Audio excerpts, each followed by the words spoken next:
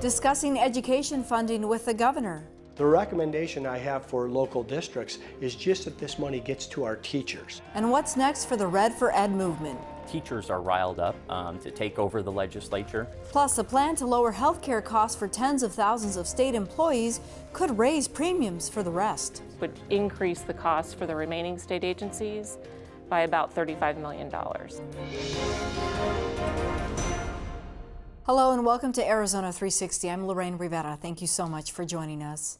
A week after signing a budget that included more money for teachers and school districts, Governor Doug Ducey traveled to Tucson. One of his stops included Raytheon for a dedication ceremony celebrating an expansion project. Afterward, we spoke to the governor one-on-one about several issues that have come up since the start of the year. We started with the unprecedented push by teachers to increase education funding. Governor, I read the 80-page education funding bill. In it doesn't quite necessarily say that it has to go directly to teachers. It's really at the discretion of school boards. Is there some plan to work closely with school boards to ensure that teachers get that 9% out of this? So these raises were passed for our teachers. The plan was informed by our teachers, and we worked with the people in the education community because we believe in local control. And I don't think anyone wanted to see K-12 education being run out of the governor's office or the state legislature. That the intent language is in the budget, that these dollars go to our teachers, and it's a 20% pay increase by school year 2020. But superintendents did want some flexibility. Say if you have a teacher at the lower end of the pay range who's 3 years in and making $30,000, and to retain her, they need a larger bump versus someone who's been around a decade or two at the higher end would still be eligible, of course, for a raise. But the fact of the matter was that we wanted 20% that could go to teacher pay raises. And the way the state would evaluate the success of the plan is that we would see the average teacher pay in the state of Arizona go from what it is today, which is $48,372, to 3 years from now to be north of $58,100. Is it your recommendation to school boards that they put that funding into their funding formula, which is, is based off of an experience index or salary schedule, or is it a flat rate for everybody, the least experienced to the most experienced? Well, I want you to know in the state budget, it is in the base, and that's how you make it permanent, ongoing, and it becomes part of the inflated dollars. It's the most protected dollars you can have at the state level. The recommendation I have for local districts is just that this money gets to our teachers. Will there be penalties should a district decide to do what it needs to with that money instead of going directly to teacher pay? I would think there will be consequences if that is what's happening. There's enough concern and loss of trust in our community as to why dollars don't get to the classroom, why dollars don't get to our teachers in support of our kids. There's been a lot of discussion about overhead and bureaucracy and administration. That's why these dollars were passed specifically for teachers and put in the budget that way. Can you obligate the state legislature moving forward? Let's say you're not governor past next term. Can you obligate the legislature to be sure that 5% is built into the tax base? These raises, this 20% by 2020 has been very unusually done, which is normally not done in our budgeting protocol, and that's called advance appropriation. So they are already in there. Those pay raises are in there. The only way to change that is you would need someone to come into this office and proactively remove them. I've already committed that I'm going to veto any budget that's anything less than this, and I would think anyone that would be in this office, because those dollars are there and they're committed to the teachers, would be moving these to the teachers. These are fair questions. They're questions that teachers have asked me, and I understand them, especially given the past history of the state's economy. But I want them to know that these dollars have been committed permanently inside the budget. It is also fair to say, though, that not every teacher will get a 9% pay raise. This money is kind of distributed over a district. Well, it's distributed over a district, and we have to give flexibility to the superintendent and the principal. There may be a situation inside a school where they're going to make certain choices. They will have a 9% pay increase in total pay. How they administer that, we have to have local control. We have to let decisions be made depending on the circumstances. And like I said, newer teachers that are lower on the pay scale, ideally we would like to see them get the largest bumps. And of course we want to retain and reward the teachers that we respect and have been here for some time. You said no new taxes, but we are seeing that there's a vehicle tax increase here in Pima County. Homeowners will see a tax increase to pay for the desegregation dollars. Does that equate to raising taxes to pay for this funding bill? Well, there's no new taxes, and I want to separate these things out. In terms of the vehicle license fee, that's a fee, and it's a user fee. And that same user fee was in my first budget. We weren't able to get it over the finish line. No one was calling it anything more than a fee at that time. If it was a fee 3 years ago, it's a fee today.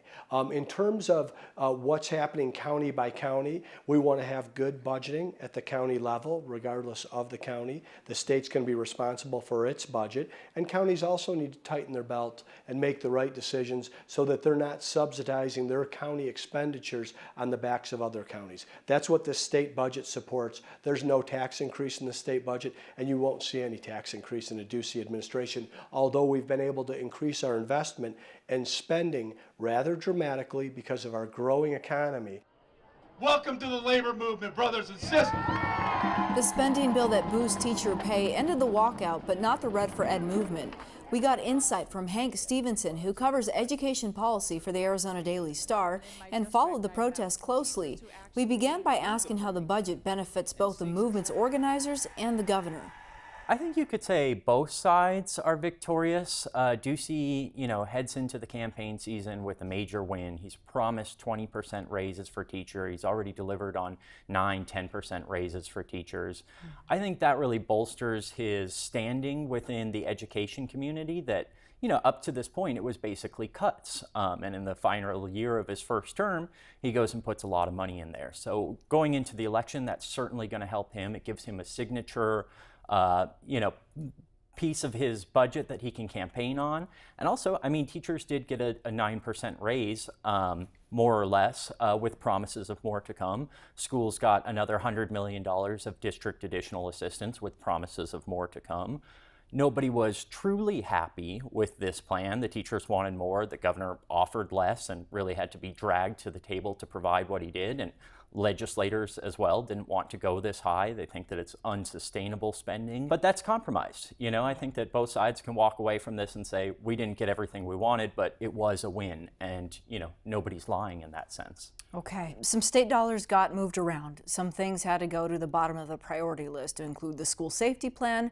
As we know here in Pima County, there will be a tax on the desegregation dollars.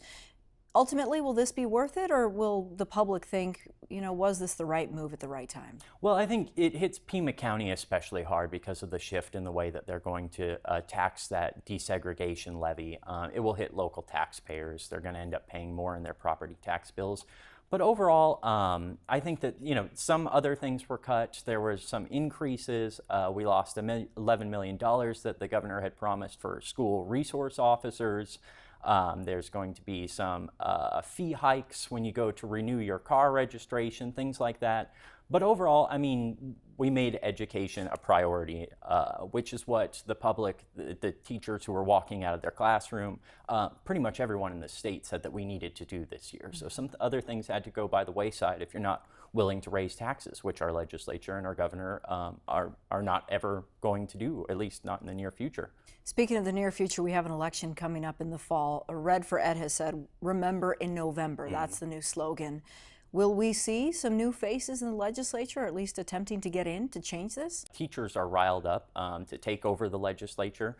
But you hear that every 2 years. Every time there's an election, it's remember in November, we're going to change the legislature. I think this year, honestly, might be a little bit different. I think that we've never seen anything quite like what we saw with the Red for Ed movement. I think that the president has riled up the Democratic base to go out there and vote. So already in a midterm election with one party controlling Congress and the presidency, we're going to see more Democratic voters. So that gives an opportunity to change some of those swing districts in the legislature, but I wouldn't expect a Democratic majority. The walkout did create some divisiveness. As we know, there were teachers who walked out, those who stayed behind, and then we hear parents who said, I'm really upset with the way the district handled things in our community.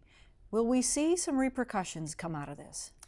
I think that we'll see hurt feelings for some time. I was out in Vail Unified School District the day that they opened, and they opened on a Tuesday, I think it was, and the rest of the state essentially went back to school on a Friday.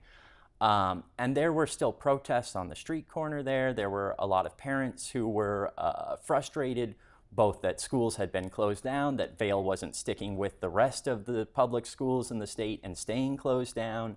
There are teachers who didn't want to go back to work that were kind of dragged back to work. There were those that didn't want to leave work that were essentially kicked out of work. So I think we'll see some division that will last for some time as people remember who walked out, who didn't want to walk out.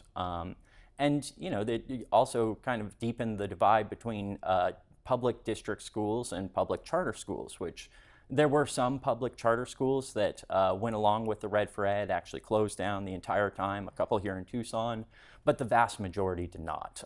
Something that the Charter School Association was really harping on, look at our schools, they're not closed. Your district schools are closed, but hey, consider charters, we won't close on you. So I think there are a lot of divisions that were kind of stirred up by this, some of them pre-existing and some of them new. All right, Hank, thank you so much. Thank you. A recent report from the Arizona Auditor General shows some school districts in Arizona are spending top dollar on administrator salaries, among them the Tucson Unified School District. For a deeper understanding of why some leaders make six-figure salaries, we turn to John Petticone, former superintendent of TUSD and Flowing Wells School Districts. He's now an educational consultant. If you read the Auditor General report, they said that in Arizona, we spend less for administrators than the national average. The national average is over 11%. For true administrators, people like superintendents and principals and those folks. And yet we spend a lot of money out of the classroom. And so people go, wait a second, that's being used in a bloated administrative organization. Well, here's what administration is. Counselors, nurses, student support personnel, instructional support personnel. Go down the line of all those people that are required, for example, through a desegregation order that you have to have, all right? And that are considered to be administrators, and yet they're working directly with students in the classroom. They're just not classroom teachers. So the misperception comes from how that designation occurs and what it looks like to the average person when they say, well, wait a second, the percentage in the classroom in most states is 60%. Here in Arizona, we're at an average of 50%, 51%, and everybody goes, well, I'll just put that other 9% into the classroom where it belongs. Well, if the pie gets smaller, which it has in Arizona, okay, and the percent that you have to use for administration increases because you've got poorer students across the state, now all of a sudden those things that are not considered classroom teachers, that percentage goes up and the classroom percentage goes down. It's an algorithm that's logical if you really know the factors that make it up. And that's what's going on in Arizona and why you see those high alleged administrative costs. You just have to identify what administration really is. So you may have a superintendent, for example, in TUSD who's making $200,000 plus for 44,000 students, 89 schools. Is that fair? Does that make sense? I don't know what all the district superintendents make. You can find out as public information. But let's say that the average across the valley is 150 to 175,000. That's not unreasonable for a superintendent. When you then look at, and then you look at the districts that they operate in, you look at not just the number of students, but the geography, 230 square miles, for example, in Tucson Unified, probably the most unique district in the state in terms of its diversity and complexity as well. No question, it's one of the most political districts in the state. Right. And then you say, what does it take to attract a quality leader into that organization?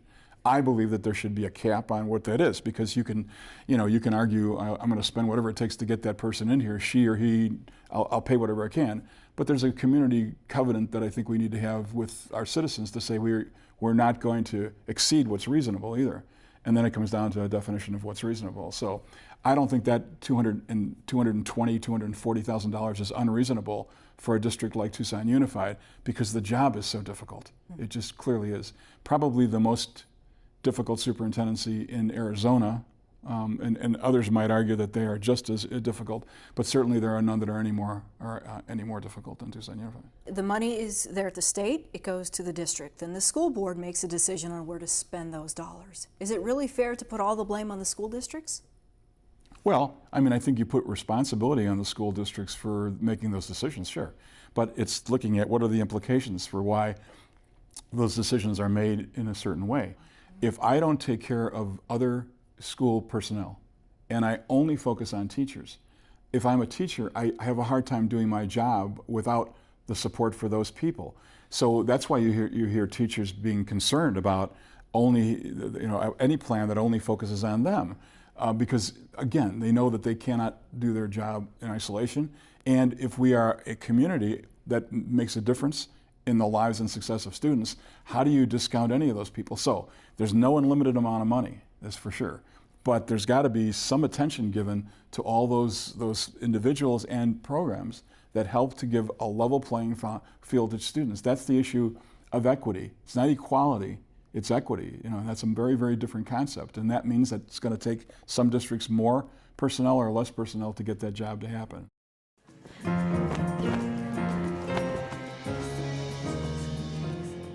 Returning to our conversation with Governor Ducey, we followed up on some of his other priorities and significant decisions, like deploying the National Guard to the border. Here's the rest of our discussion. We have some 4,000 agents along the U.S.-Mexico border here in Arizona. A few hundred guardsmen for temporary time. Is that really going to make a difference? Oh, I think this will make a huge difference. This is something in terms of deployment of the National Guard that President Obama did, and so did President George W. Bush deployed these service members to the border, but they typically did it much later than this administration. What this administration did was the first time they saw a surge in activity, month over month, it was an increase of 37% in illegal migration. But year over year, it was an increase of 203%. Secretary Kirstjen Nielsen of Homeland Security called me before the numbers were even public and said the president would like to deploy the National Guard, but that's really up to the governors. We're going to convene yourself, Susana Martinez from New Mexico, Greg Abbott from Texas, and Jerry Brown from California. All of us agreed that we would bring the National Guard to support the border agents. We're not going to militarize the border, but we do want to bring support to our border agents so that they can see a surge of badges at the border. What that really does is tell the bad guys in the drug cartels and the human traffickers and the gun runners that the federal government is there and bad guys will be prosecuted. You mentioned opioids earlier, and early on in the session you came out very strongly. We haven't quite seen a dramatic decrease in the number of overdoses. Does that mean that perhaps this problem is a little too big for us to manage, or will it take more time? I think it's going to take more time. We lost 800 Arizonans to opioids over the past 18 months. This isn't just an Arizona issue. This is happening all over America, and it's bigger than opioids. It's really about our addiction issue in America, but there were a lot of things going on with opioids that's different than buying it from a dealer on the street. Many of these folks were getting it through pill mills or forged prescriptions or behind a pharmacy window. So we wanted to deal with it in a way, one, that we could take care of the people that were addicted now and need help and service. But we also wanted to make sure that we stopped future addiction. So we want to make sure people that are dependent on these for what their very real situation is still have access to them. But the people that are not yet addicted, that we prevented and avoided that addiction to happen. I do think it's going to take some time. This is something that when we are able to tackle this, like we've seen this before with crack cocaine and methamphetamine, you can stop it for a while, it can come back. I do think opioids can be different because they are prescribed from a doctor and you can get after the bad actors, but it's lent itself to an increase in a revival of the heroin trade. It's brought in synthetic products like fentanyl that are being developed in countries around the world. So this is just something we're going to have to be continually vigilant on. NAFTA negotiations still ongoing, and the president has rolled back on environmental regulations, the Iran nuclear deal. Are you worried that NAFTA might be on the radar for removal? I know these negotiations are going on, and I've called NAFTA what might be a rotary phone type agreement because that's how long ago it was signed. So much has changed in our economy. We're much more digital and cyber focused right now. So I imagine there are improvements that could be made. But the last thing I would want to see is that agreement be torn up. Let's improve it, make it better, and strengthen these relationships. Okay. Thank you, Mr. Governor. Thank you, Lorraine. Thanks for having me.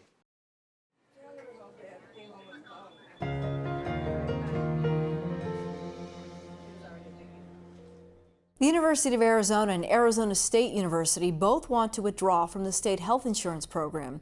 They claim it could save the universities tens of millions of dollars a year, while the state says it would cause premiums to rise for tens of thousands of employees remaining in the system. We should disclose Arizona Public Media is part of the U of A. One of the things we're trying to do in considering pulling away from the state in terms of health insurance is to be better stewards of our resources that we receive from tuition, for example. And so with the Arizona Board of Regents' full knowledge and support, we did a feasibility study. And what we learned through that process is that the University of Arizona could save at least $20 million a year by moving to our own self-insured health insurance model. The two universities have been part of the state healthcare program since 2004. Northern Arizona University already has its own self-funded program. Today, just under 50,000 U of A and ASU employees get health insurance through the state. They make up more than a third of the entire program. Marie Isaacson is the head of benefits for the State Department of Administration. She says the university's withdrawal would have a major impact on the state system. The purpose of insurance is to pool our risks. So the larger our pool, the more diversified our risk is. And we do know from a study that was done, it was actually published early 2016 by an actuarial firm, that if the universities left our pool, then the cost for the state agencies based on those dollars would increase the cost for the remaining state agencies by about $35 million. ASU and U of A say their employees are subsidizing the state system. Isaacson says that's true in part. The U of A really is who was subsidizing, if you will, the rest of the state. And it's because the health care costs in Tucson are less expensive than, say, other parts of the state. We have a lot of employees in the rural communities. As an example, to get health care in Yuma is a great deal more expensive than it is in Tucson or the Phoenix metropolitan area. And without the two urban universities, healthcare for rural state employees will go up even more. This is not a decision ASU and U of A can make on their own. Legislators would have to give their nod, or Governor Ducey could give the universities their wish through an executive order.